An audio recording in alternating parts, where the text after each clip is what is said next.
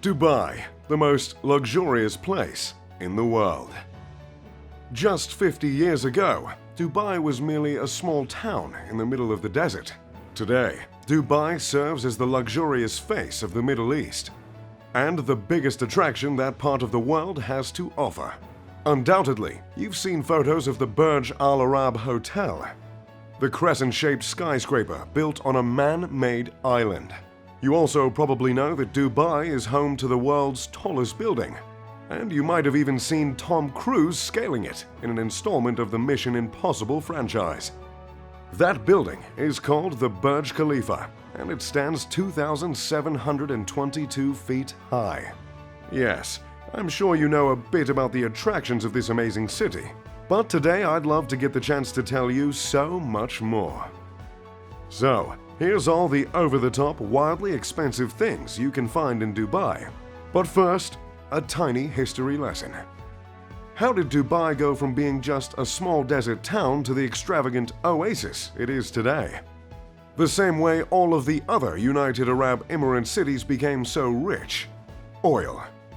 Abu Dhabi, just 90 miles from Dubai, is the richest city in the world, and it sits on 10% of the entire world's oil supply. This production of oil launched the United Arab Emirates into the First World. Millions were poured into Dubai, and it became one of the biggest cities in the Middle East. However, today, Dubai only makes 5% of its revenue from oil, because its reserves aren't nearly as lucrative as some of its UAE neighbors.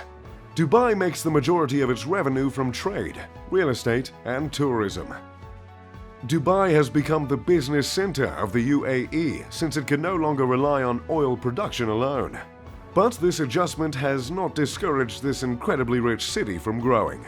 Dubai is growing in population just as much as it's growing vertically. In fact, about 1/4 of all cranes are located in Dubai. That's right, about 25% of cranes in existence are in just one UAE city.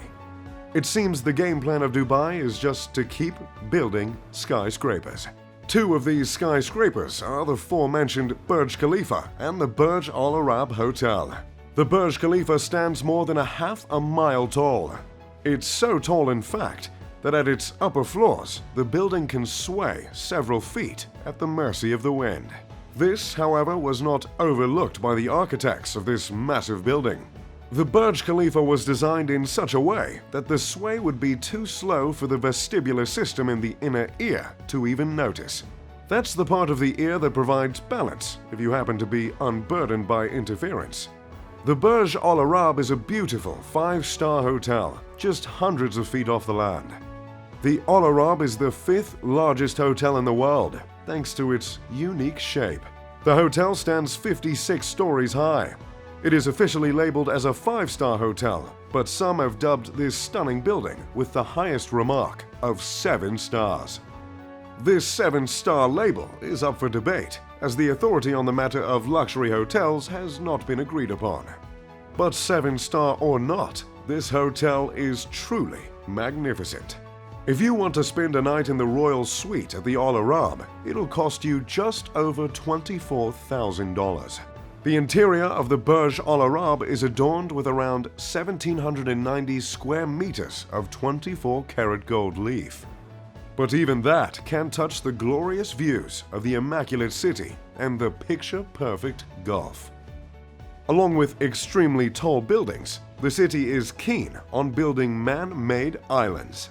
Both the Palm Islands and the World Islands are two incredibly ambitious projects that came to fruition with the help of a whole lot of cash.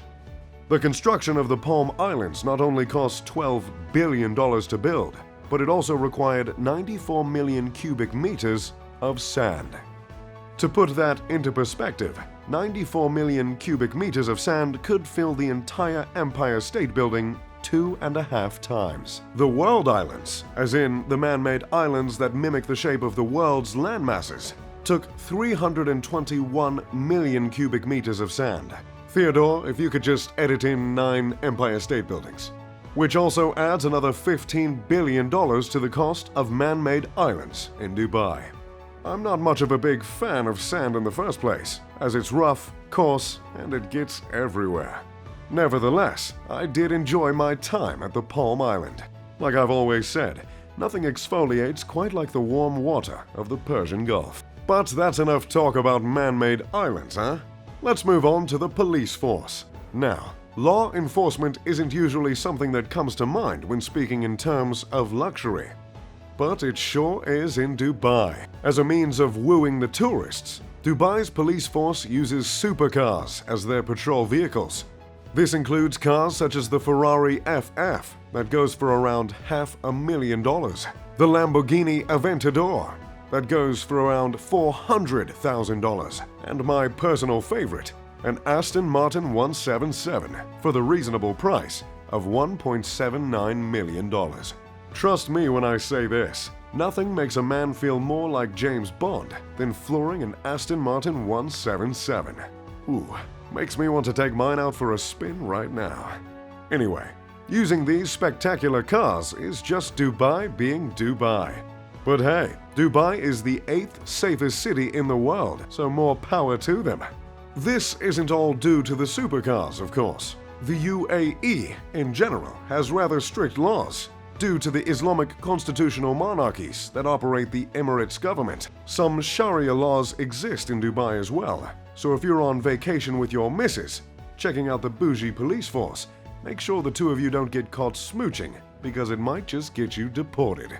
However, due to the extremely high amount of tourism, some places in Dubai are much more lenient. The serving of alcohol, for instance, would not be permitted in a traditional Middle Eastern setting. But it is in Dubai in specific institutions such as hotels and clubs. It is actually estimated that around 15% of Dubai's population are Emiratis, while the other 85% are from out of town. About half of the population is composed of the workers building hundreds of skyscrapers, which does make a little bit of sense considering the whole crane situation. Most of these workers are from India, Pakistan, and Bangladesh, which brings us to the more unfortunate side of Dubai. The class divide is quite big. Many of the immigrant workers live and work in less than ideal conditions, while Emiratis and the upper-class foreigners earn extremely attractive salaries. There really isn't much of a middle ground between the class divide in Dubai. But just like any country divided, there's always a sport to bring the people together. Well, that's the idea anyway. And in this case, this sport is camel racing.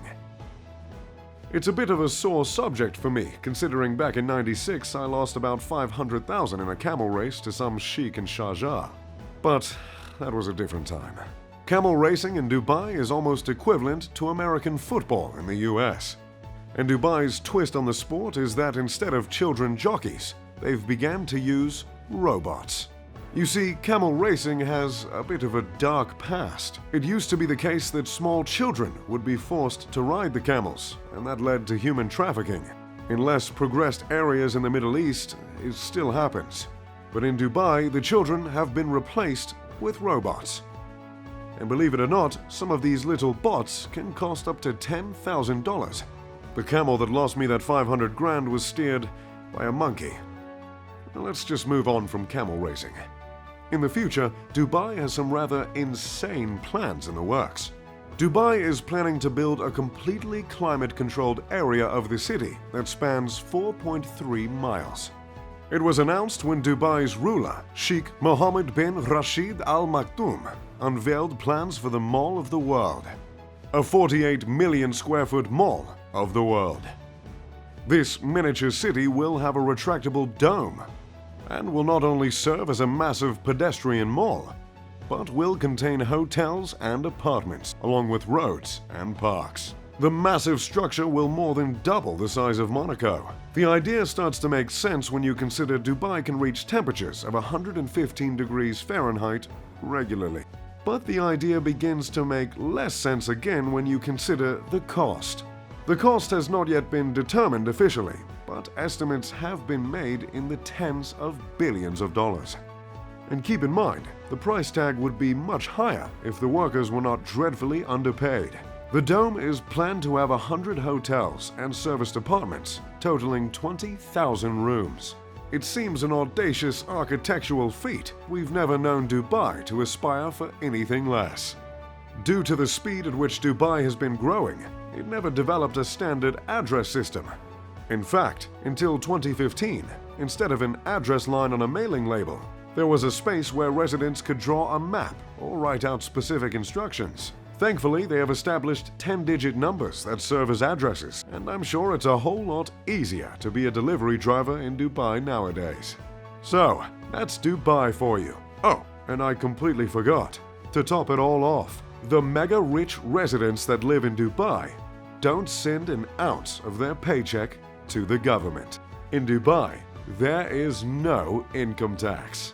Yet another feature that makes Dubai one of the most attractive places to stay on the planet. That's all I've got for you today. If you enjoyed the video, make sure to leave a like and subscribe. As always, I'm Mr. Luxury.